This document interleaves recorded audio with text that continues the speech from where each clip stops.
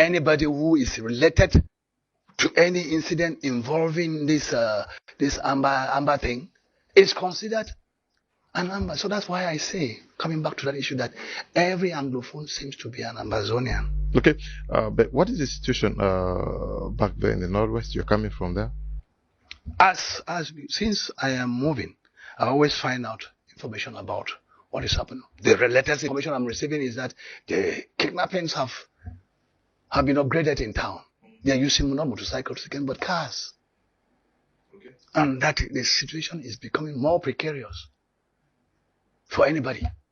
This is what we are living now. So we don't know. It is unfortunate. That is why we ought to have had frank dialogue. There is nothing wrong, Mr. Leonard, in having put on a beautiful house or a house that architectural design proved that the architect intended it to be a beautiful house. But then along the line, you discover that the foundation that was laid for that house is somewhat defective. There is nothing wrong. There's no crime committed for you to go back and revisit the foundation of that house to make it solid, in order that we can add even more flaws. Is that the panacea you are prescribing? That is what I'm prescribing, because we have fundamental constitutional problems in Cameroon. Our constitution must reflect how this country came to be constructed. Our constitution must reflect the construction, the initial construction, the mindset of the people who built this country. But we are doing some lip service. We are paying lip service. We are telling lies about historical facts, like today's 11th February is celebrated as a youth day. I ask myself the question, why choose only 11th February, which is a historic date for a people? Why choose only that day to make it a youth day? Meanwhile, you have 365 other days or 364 other days from which you could have chosen a different day for the youth day. Even if it was celebrated from the onset as an error. Is it not necessary that we do correct some of those things as the problems keep cropping up? Because what is happening now in the Northwest and Southwest region, Mr. Leonard, people may call it an Anglophone problem, but it has morphed from an Anglophone problem to Southern Cameroon's renaissance. Okay. Did you listen to the address to the youth by the President of the Republic? Your take? I didn't listen, because what I expect of him on the eve of a historic date like 11 February, and knowing exactly how this country came to be constructed to be what it is today, what I expected from a head of state is rather the State of the Union address. State of the Union address, where we examine how the distance we've covered, how far we have gone to build confidence in the plebiscite, because that's an event. There's a historic event that took place on a day like this, on 11 February. So he is supposed to address the nation on the State of the Union. How far have we gone? What are the errors we have committed? How can we right those wrongs in order we can continue building a wonderfully solid truly one and indivisible nation? But we don't build a nation to be one and indivisible through slogans. We do policies because we don't mincing words. If my history lessons correctly, and some of the facts which I lived, because I'm a post-independent, immediately post-independent child, Cameroonian, who was born immediately after independence. I lived some of the situations before they disappeared. What the Anglophone has suffered is that they have been sent backward to pre-independence scenario. That is, they have lost all what gave them confidence in themselves.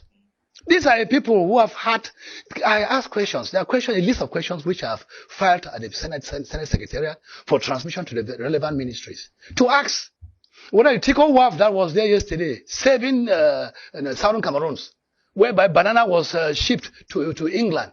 People used to enter ship there and go to England, where they used to anchor ships and they used to even do ship repairs there. Whether the people of Southwest, in particular, the people of Tico in particular, and Southwest and Northwest at large, they have gained anything by closing that Tico WAF or the Tico seaport and enforcing, reviving Douala, or making Douala where they have to collect their goods? Have they made their lives better or they have made it worse off? I asked that question to the Minister of Transport. I asked whether the Tico International Airport that used to exist, which has now been ruined, whether by closing that airport and making it such that people who are from Tico or from Limbe or from Kumba, instead of landing at Tico International Airport that used to be, whether by landing in Douala now, they are better off than they were yesterday.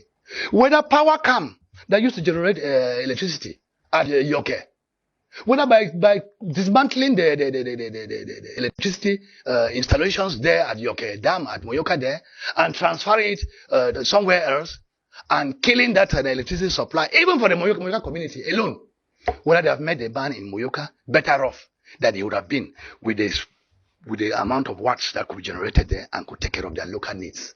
Whether they have made the man of Moyoka better off than he was before independence. These are the questions that I asked. I asked whether the Santa Coffee Estate that has been destroyed, by destroying it and transferring the equipment and whatsoever east of the Bongo, and taking it to marketing board to Douala and all whatnot, and later on it becomes inoperational. Whether they have made the Santa Man, whether they have made the Northwesterner better off without the Santa Coffee Estate than when they had it. Certainly the answer is negative. They have made the lives of the people of Northwest and Southwest worse off by dismantling those things. So that's what those are some of the genesis of the problems that we're having today. The answers to those questions are still awaited from the Minister of Transport whenever they'll be sent to him. To come and address the House and tell us whether this population, for what they are complaining about, whether the bank that we had, Cameroon Bank, which was a flourishing bank, which could give better loan than the one that obtained in the former East Cameroon, the people who used to benefit from loans from those banks are better off without that bank. Senator, unfortunately, we'll have to end the interview at this juncture. We hope that we are going to have another opportunity to have you for more than this period, but time and the constraints we've all faced today imposes on us to end at this juncture. You should always create more time for the program so that we can I hope we do that, but certainly you have one last word for the people watching you. No. People should be frank. People should keep talking. I have been trained to talk as a lawyer. As a member of parliament, people should not expect me to come and be building bridges or to be doing things that I'm not a vote holder. A member of parliament is not a vote holder. You should not expect him to come and be giving goodies. That is not the role of a member of parliament. Member of parliament is to talk, check government action. Whether you are of the ruling party or of the opposition, your duty, except you are telling Cameroonians that when you are of the ruling party and you are in parliament, you are irrelevant. Because you are supposed to check government action, whether you are of the ruling party or not. So people should do their jobs. People should bring out what is not working. And that they should prepare for the transition. Okay. Where some of us will shout at the top of our voices that certain things should never happen again in this country. Okay.